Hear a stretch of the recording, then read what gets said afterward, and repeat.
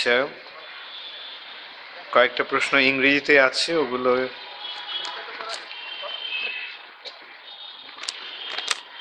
আমি ইংরেজিটা ইয়ে করে তার বাংলাতে করব। Hare Krishna Maharaj, thank you for such nice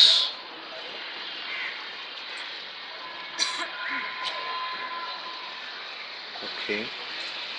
My question is, after spending few years in Krishna consciousness, when you stop engaging in the gross sense gratification and apparently material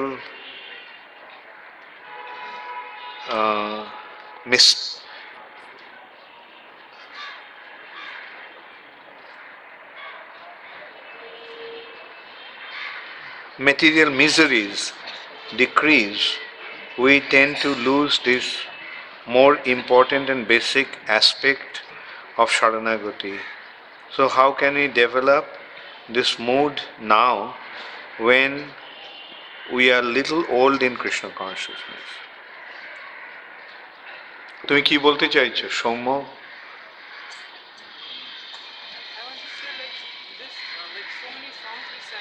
So many Vaishnava songs we sang in Bhaktivinoda Thakur describes like how he engaged with to state our position that when we engage in material activity, like sense gratification activities, and then we are fallen. But when we are in Krishna consciousness, then after a few years, like we are following regulative principle and nothing. So that time, like how to maintain this quality of the. So what you mean that you I didn't understand. You are saying that now you are following, and then when you become mature in Krishna consciousness, you don't follow. And after 2 years, like after 2 years, like after coming only, we are said that not to break regulative principles and all. Yes. So when we follow that, then like this statement, like Bhaktivinoda Thakur says, like now we are breaking regulative principles and we are following in that way. So now how to develop? Yeah, first of all, Bhaktivinoda Thakur is just pointing out our condition. That this is what is a regular Bhakti. It is not Bhaktivinoda Thakur's situation, it is our situation. Bhaktivinoda Thakur is a pure devotee. But one, as he in Krishna consciousness, you will see one thing, that more we make advancement, the more your defects become manifest to you. It's like when you begin your Krishna consciousness, you think that you are the pure devotee. The neophyte devotee thinks that he is the only pure devotee, and everyone else is not a devotee. But as one makes advancement, then he recognizes that how other pure devotees are, how others are making advancement, and he himself is lacking. And then at the Uttamadhikar platform, at the pure devotees, pure platform, one feels that he couldn't become a devotee, whereas everybody else has become a devotee. Right? So it is not that as we practice Krishna consciousness, we'll begin to think, well, now I am making advancement. No. Rather, as we make advancement, we feel that how much to go, how far to go, how much we are lacking. And that is why we have to become very, very fixed up in our Krishna consciousness. We should become very fixed up in our sadhana bhakti. Okay, and Bhaktivinoda Thakur is giving us the indication how to become engaged in us, how to become serious, how to become fixed up in our sadhana bhakti. Alright? Thank you. Next question, to get rid of Maya, Sharanagati is the only way. Is it true? If so, how? Okay, you're making a statement. Who is Vikram Gupta? Okay. Now you're saying, you're making a statement, right? To get rid of Maya, Sharanagati is the only way. Right? And then you're making a question, is it true? Huh? It's not true? What do you think? To get rid of Maya, you have to take the process of Sharanagati. Huh? Anyway, so the point is, yes, it is true. And that's what Bhaktivinoda Thakur is saying. Like, what is Maya? Let us consider, what is Maya? Maya means forgetfulness of Krishna. Maya means forgetfulness of Krishna. Now, we forgot Krishna and therefore we are in Maya. Now, if we want to get out of Maya, what do we have to do? Remember Krishna. And what is the way to remember Krishna? By developing our love for Krishna. Because we remember somebody whom we love. Isn't it? A person who we love, we always remember that person. Like, do you have a child? Do you have a child? Do you remember him? Why? Because you love him. So, remembering Krishna, we have to develop our love for Krishna. And the way to develop our love for Krishna is Sharanagati. Right? So yes, Sharanagati is the only way. And now, how to develop Sharanagati, that's what we are. How to become Sharanagato, how to surrender, that is what we are discussing now. Like, to surrender, today we discussed about, we have to become very humble.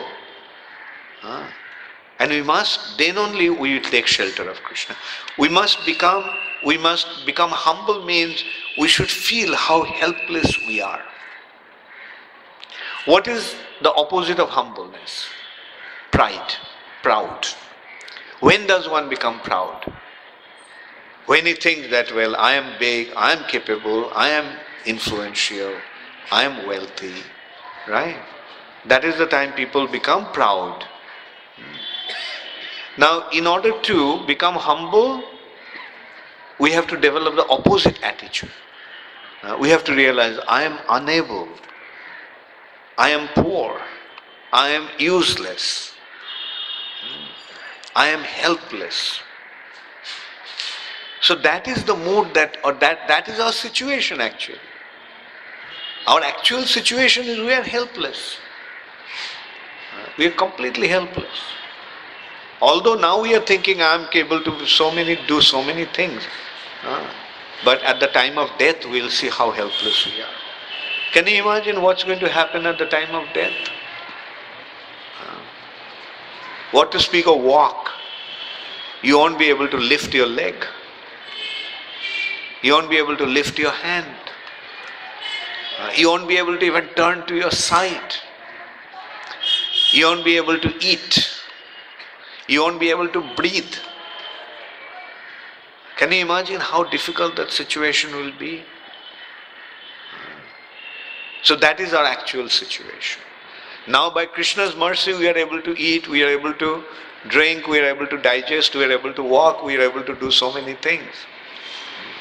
Because by Krishna's mercy we have got this ability. But a time will come when we will realize that we have none of these abilities. We are not able to do anything.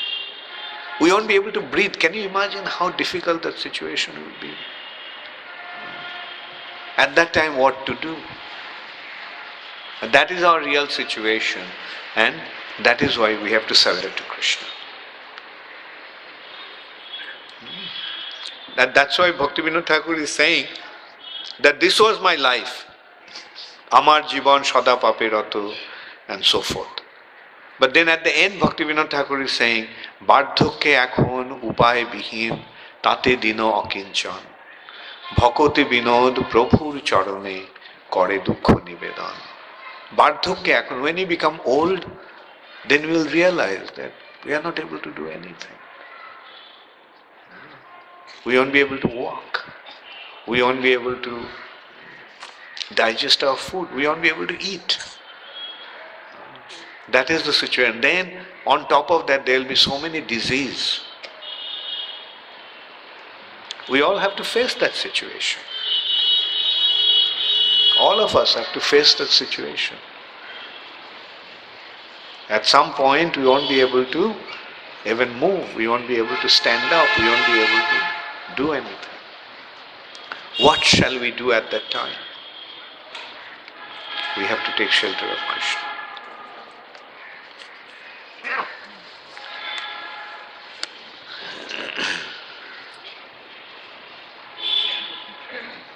যদি চরম দুঃখে পড়ে ভগবানকে মনে রাখলেই তার কাছে ফিরে যাওয়া যায়, তবে সারা জীবন তাকে স্মরণ করব কেন?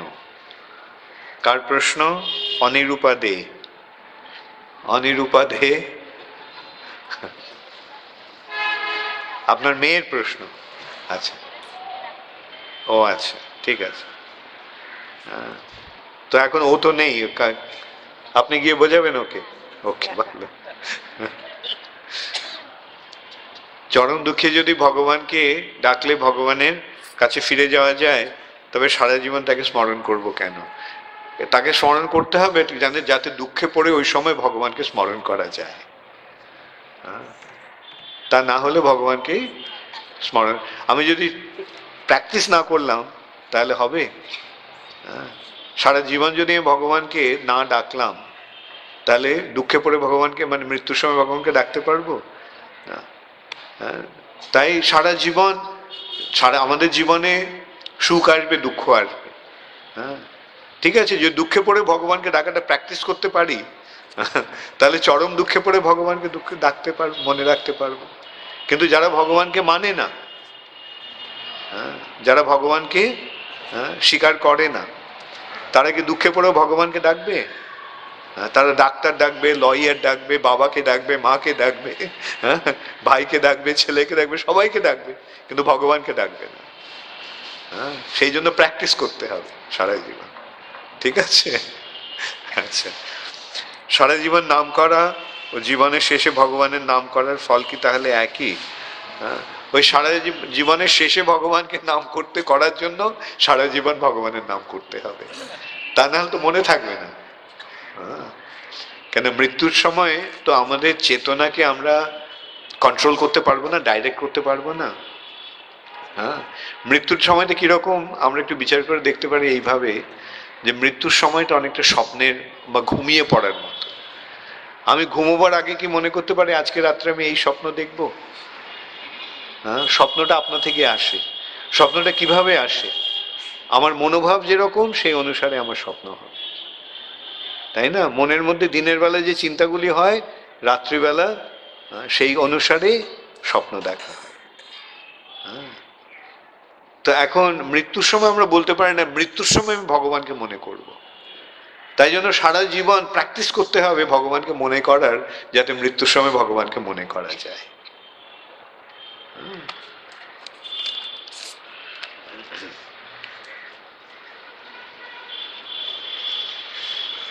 I regularly listen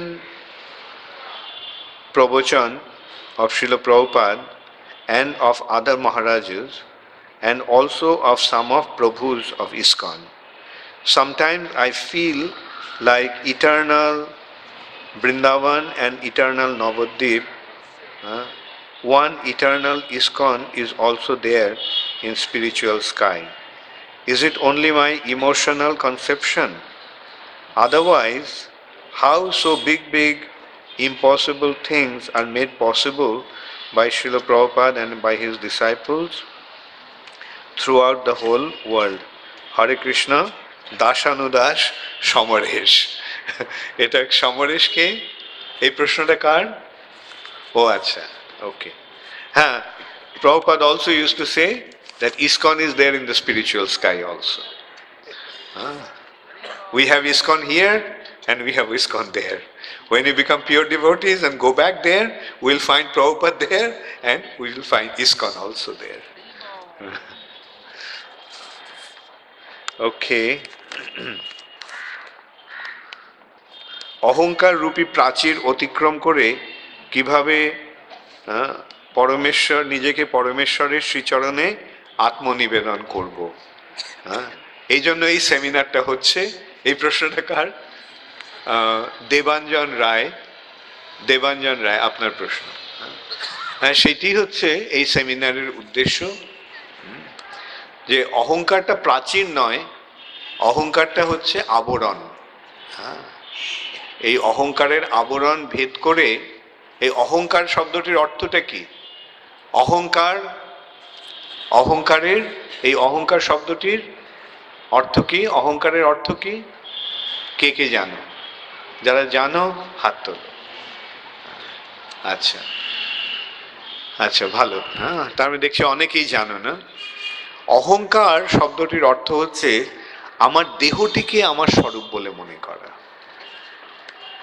মানে আমার ভ্রান্ত পরিচয়, ভুল পরিচয়। তাই এই অহংকার শব্দটির ইংরেজিতে প্রভুপাদ বলছেন যে ফলস ইগো। ফলস মানে, ফলস মানে মিথ্যা, আর ইগো মানে, ইগো মানে হচ্ছে নিজের স্বরূপ, নিজের পরিচয়। ইগো মানে যে আমার যে ভ্রান্ত পরিচয়, হ্যাঁ, ভুল আমি হচ্ছে অহংকার। আমার সত্যি সত্যিকারে আমি কে? আমার স্বরূপে আমি আত্মা। আর এখানে আমরা কি মনে করছি? যে আমার এই জড় দেহটি অথবা আমার মনটি হচ্ছে আমি, তাই না? এই জড় দেহটি আমি, স্থূল দেহটি এবং সূক্ষ্ম দেহটি হচ্ছে আমি। এখন এই যে পরিচয়টি, এটা কি আমার প্রকৃত পরিচয়? হ্যাঁ, সেইটি হচ্ছে অহংকার। হ্যাঁ, এই দেহটিকে, দেহাত্ম বুদ্ধি, এই দেহটিকে আমার স্বরূপ বলে মনে করাটি সরল কথায় অহংকার। হ্যাঁ, যেমন কেউ বলল, হ্যাঁ, যে তোমাকে দেখতে খুব কুৎসিত। হ্যাঁ, কিরকম লাগছে আমার শুনে কথাটা? হ্যাঁ, খুব খারাপ লাগলো না? আমাকে কুৎসিত বলে দিল, আসলে আমি এত সুন্দর। এখন এই যে আমার মিথ্যা এটা কার? এই যে বলছে কুৎসিত, সে কে কুৎসিত? কাকে পরিচয়, কাকে সম্বোধন করা হলো? দেহটাকে। আর আমি মনে করলাম আমাকেও কুৎসিত বলল। তাহলে আমার, হ্যাঁ, আমার ইয়ে লাগলো, খারাপ লাগলো। হ্যাঁ, তো এই যে দেহটিকে যে স্বরূপ বলে মনে করবার, অথবা কেউ আমাকে বলল যে আপনি খুব ভালো কাজ করেছেন। হ্যাঁ, এখন সেই ভালো কাজটি, সেই তথাকথিত ভালো কাজটি কে করেছে? দেহটিকে, দেহটির পরিচয় হয়েছে। আর সেটা শুনে আমার খুব আনন্দ হলো। এটা হচ্ছে অহংকার।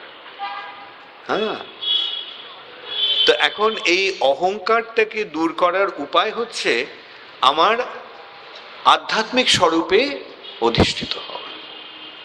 আমার প্রকৃত স্বরূপে আমি কে? বা আমরা সকলে আমাদের স্বরূপে আমরা কে? আমরা আমাদের আত্মা, চিন্ময় আত্মা। এখন সেই আত্মার স্বরূপটি কখন বোঝা যায়?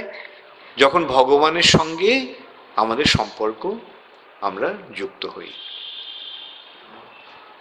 এই সম্বন্ধে একটা দৃষ্টান্ত দেওয়া যাচ্ছে যে অন্ধকারে একটা ছোট্ট একটা বাতি জ্বালিয়ে, হ্যাঁ, যে আমরা কি নিজেদের দেখতে পাবো ঠিক করে? বাতিও নয়, অন্ধকারে একটা জোনাকির আলো জ্বলছে, সেই আলোকে আমি নিজেকে দেখতে পাবো? পাবো না। এখন এই জড় জগতের এই যে তথাকথিত জ্ঞানের আলোকে যে আমরা আমাদের দেখবার চেষ্টা করছি, সেটা ওই জোনাকির আলোতে নিজেদের দেখার মতো। কিন্তু যখন আকাশে সূর্য উঠবে, তখন সেই সূর্যের আলোতে আমরা সূর্যকে দেখতে পাবো, নিজেদের দেখতে পাবো, অন্য সকলকে দেখতে পাবো। এখন সেই সূর্যের উদয়টি হচ্ছে কৃষ্ণ সূর্যের উদয়।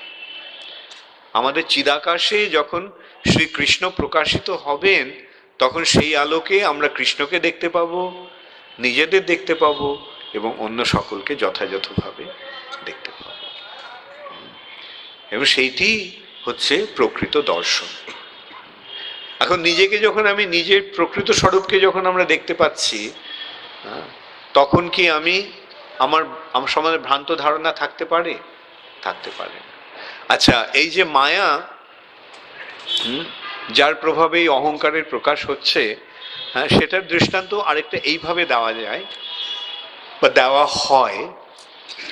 সূর্য আকাশে আছে, কিন্তু আমি যদি সূর্যের দিকে পিছন ফিরে থাকি, তাহলে আমি সূর্যকে দেখব? সূর্যকে দেখতে পাবো না। আমি কি দেখব? আমার নিজের ছায়াটাকে দেখব।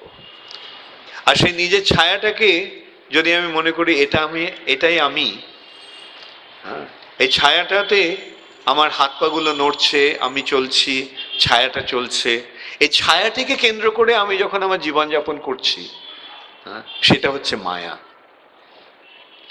কৃষ্ণ সূর্য সম, মায়া হয় অন্ধকার। হ্যাঁ, এখন এটা একটা অন্ধকার, ছায়াটা হচ্ছে অন্ধকার।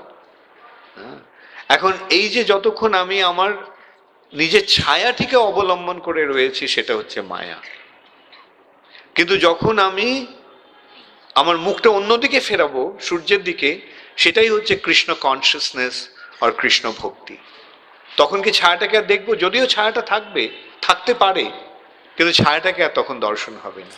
তখন আমরা সূর্যকে দেখব, এবং সেই সূর্যের আলোকে আমরা অন্য সকলকে দেখব, সবকিছুকে দেখব।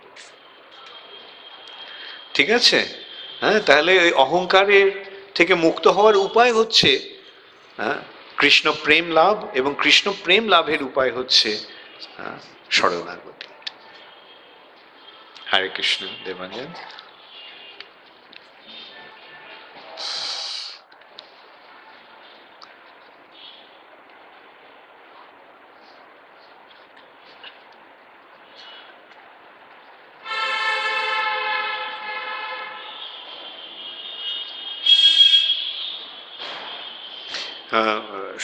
শুভ্রজিৎ কে?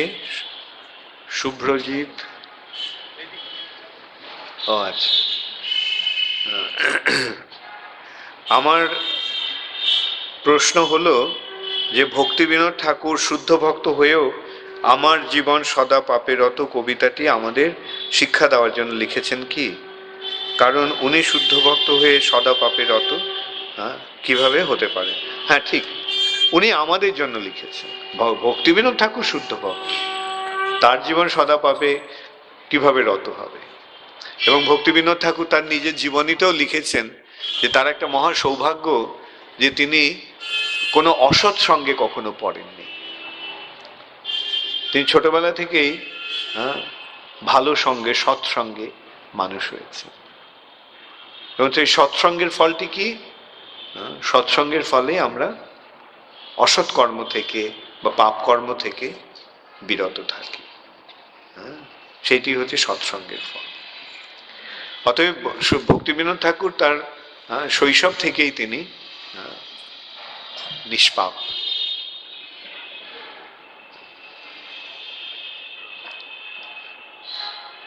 শরণাগতির সর্বপ্রথম অঙ্গ হলো দৈন্য।